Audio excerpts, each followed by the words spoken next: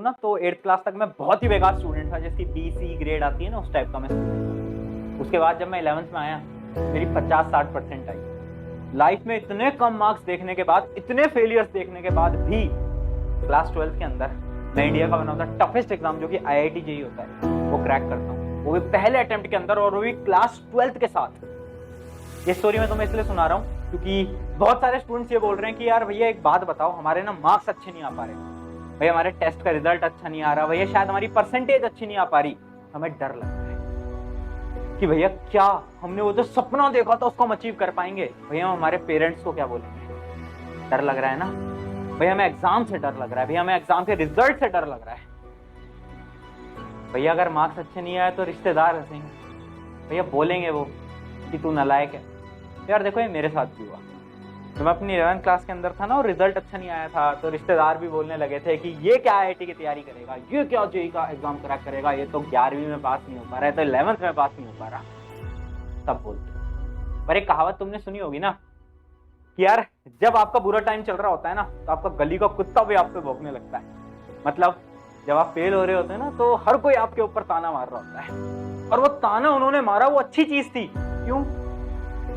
क्योंकि इमेजिन करो आपका मार्क्स अच्छी नहीं आया, आपका रिजल्ट अच्छा नहीं आया, और सब आपसे बोल रहे हैं कि चल कोई नहीं, चल कोई नहीं। तो क्या आप मेहनत लगाओगे? तो क्या आप अगली बार एफर्ट लगाओगे? नहीं लगाओगे। तो वो जो लोग तुम्हें ताना मार रहे हैं ना, वो तो अच्छी चीज कर रहे हैं। मेरे साथ भी हुआ।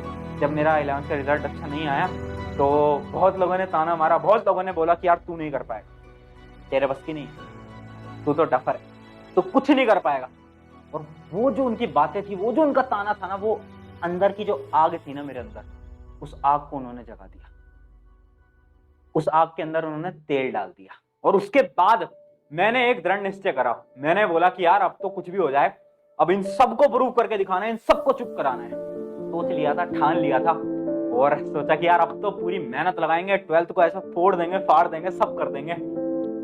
एंड पढ़ने की शुरुआत करी। बट यार लाइफ जितनी आसान दिखती है बोलने में, उतनी आसान होती नहीं है। वो मैंने भी फेस करा। क्यों? क्योंकि यार जो कई सालों से स्टूडेंट नहीं पढ़ा, उसके लिए 10-10 घंटे वाली पढ़ाई करना अचानक से पॉसिबल तो है नहीं। तो मैंने टाइम टेबल तो बनाया, बट टाइम टेबल कभी फॉलो नहीं हो पाया। बहुत बार गिरा, हर रोज टाइम वेस्ट करता था यूट्यूब की वजह से, इंस्टाग्राम की वजह से, व्हाट्सएप की वजह से। और रात को जब देखता था तो रिग्रेट होता था, सोचता था यार आज का दिन भी खराब कर दिया, यार मेरे उस दोस्त के मार्क्स मेरे से इतने ज्यादा आ गए। हर बार टेस्ट के रिजल्ट देखने के बाद डिमोटिवेशन होती थी। फिर हर रोज रात को एक सपना देखता था कि कल से पढ़ेंगे, और कल फिर से साइकिल, फिर से साइकिल, फिर से साइकिल। ये चलता रहता था, चलता रहता था, चलता रहता था। एक ऐसा लूप था ना जिससे मैं बाहर नहीं आ पा रहा था, और कहीं 4, 5, 6 महीने निकल गए। उस टाइम पे मुझे भी बहुत बुरा लगा, मुझे भी ये डर लगने लगा कि यार अगर रिजल्ट अच्छा नहीं आया तो रिश्तेदार क्या कहेंगे, और फेलियर कहलाऊंगा मैं पूरी सोसाइटी के अंदर। मुझे भी बहुत डर लगा, कई रातों को शायद मैं भी रोया हूँ। उसके बाद 2 चीजें मुझे ऐसी समझ आई ना, जिसने कि मुझे वहां उस फेलियर से ऊपर पहुंचा दिया। क्या वो 2 चीजें थी? उन 2 चीजों को आज बहुत ध्यान से सुनना। पहली चीज, बहुत बार हमें लगने लगता है ना कि यार लाइफ में प्रॉब्लम सारी हमारे पास ही क्यों है। मुझे भी लग रहा था उस समय पर, यार सब कुछ चीजें मेरे साथ ही क्यों हो रही है, हेल्थ इश्यूज भी हमें दे दिए है ना, बीमारियां भी हमें दे दी, पढ़ाई भी हमें दे दी, सब हमें दे दी, इतनी सारी प्रॉब्लम, यार मैं कैसे करूं। लगने लगता है ना, मेरे साथ भी था, मेरे साथ भी वो प्रॉब्लम थी। पर तुमने मूवी देखी है? मूवी के अंदर जो सबसे बेहतरीन रोल होता है, जो सबसे इंपॉर्टेंट रोल होता है, वो किसको मिलता है? वो सबसे बेहतरीन कलाकार को मिलता है, सबसे बेहतरीन एक्टर को मिलता है ना। सेम आपकी लाइफ में, अगर आपकी लाइफ में बहुत सारी प्रॉब्लम है ना कि भैया ये भी हो रहा है, ये भी हो रहा है, ये भी हो रहा है, ये भी हो रहा है, इसका मतलब है कि तुम कुछ बड़ा करने के लिए बने, तुम कुछ बड़ा उखाड़ने के लिए बने। तो पहली चीज तो मुझे समझ आई कि यार अगर लाइफ प्रॉब्लम दे रही है ना, तो इसका मतलब है यार अपन को कुछ बड़ा करना है, हमें कुछ बड़ा उखाड़ना है। वहां पर एक चीज तो क्लियर हो गई थी कि प्रॉब्लम है, इसका मतलब हम कुछ बड़ा करने के लिए बने, हमें अपना बेस्ट लगाना पड़ेगा, पहली चीज। और दूसरी चीज, फेलियर की डेफिनेशन समझ आ गई, क्योंकि तो आज तक बहुत कम बच्चों को पता है। सब स्टूडेंट्स को लगता है कि फेलियर का क्या मतलब है, व्हाट इज फेलियर। किससे भी जाके पूछो भैया फेलियर क्या होता है, बोलेंगे भैया मार्क्स कम आना, भैया रिजल्ट बेकार आना, भैया उस टेस्ट के अंदर फेल हो जाना, उस सब्जेक्ट के अंदर फेल हो जाना, वो है फेलियर, भैया सिलेक्शन ना होना, वो है failure. But this is not failure. Failure क्या होता है? फेलियर का रियल मतलब पता है क्या है? फेलियर का रियल मतलब है नीचे गिर के वापस ऊपर उठने की कोशिश ना करना। मतलब तुम्हारे मार्क्स कम आए, कोई दिक्कत, तुम फेलियर। तुम्हारा सिलेक्शन नहीं हुआ, तुम फेलियर नहीं हो। पर तुम उस दिन फेलियर कहलाओगे जिस दिन की तुम खुद अंदर से मान लोगे कि तुम हार चुके हो, तुम थक चुके हो, तुम एक लूजर हो, तुम उस दिन फेलियर कहलाओगे। तो देखो, जब तक तुम फेलियर नहीं बन सकते, जब तक कि तुम खुद ना मान लो तुम फेलियर हो, इस बात को समझो। तो फेलियर वो होता है जो कि नीचे गिरने के बाद वापस उठने की कोशिश नहीं करता। ये दो चीजें वहां पर समझ आ गई थी, ये दो चीजें वहां पर समझ में आ गई थी, जिसकी वजह से जहां पर मैं आज खड़ा हूं ना, मैं उन दो चीजों की वजह से हूं आज। यार देखो, लाइफ जो है ना, वो एक छोटे से कर्व की तरह होती है। कर्व क्या होता है, आपको एक एग्जांपल से समझाता हूं। देखो, ध्यान से देखना स्क्रीन पे, एक कर्व की तरह होती है ऐसे। ये कर्व है, ये कर्व है, ऐसी होती है हमारी लाइफ। मतलब यार देखो, बहुत बार ना तुम फेल होते हो। जब भी तुम फेल होते हो ना, तो तुम लाइफ के इधर आ जाते हो, एकदम नीचे, एकदम नीचे। इस समय पर तुम्हारे पास दो ऑप्शन होते हैं। भैया कौन से दो ऑप्शन? पहला ऑप्शन है कि तुम ये मान लो कि तुम हार चुके हो, तुम लूजर हो, तुम फेलियर हो, और तुम यहाँ के यहीं रहो, फिर तुम ऊपर ही नहीं जा पाओगे कभी। या फिर तुम ये सोचो कि यार मैं अपने लाइफ के सबसे लोएस्ट पॉइंट पे हूँ, क्या मैं इससे कहीं नीचे जा सकता हूँ? नहीं जा सकता। क्या इससे कोई नीचे जाने का ऑप्शन है? नहीं है। तो इसका मतलब क्या है? अगर मैं कोशिश करूंगा तो मैं नीचे तो गिर ही नहीं सकता, मैं तो बस ऊपर ही उठूंगा, है ना? समझ रहे हो बात को? तो उस समय पर जब मैंने अपना कई टाइम खराब कर दिया था ना, और मेरे एग्जाम बहुत पास थे, तो मेरा मन मुझसे बस यही कह रहा था कि यार देख यार, फेल होंगे, सिलेक्शन नहीं होगा, फर्क नहीं पड़ता।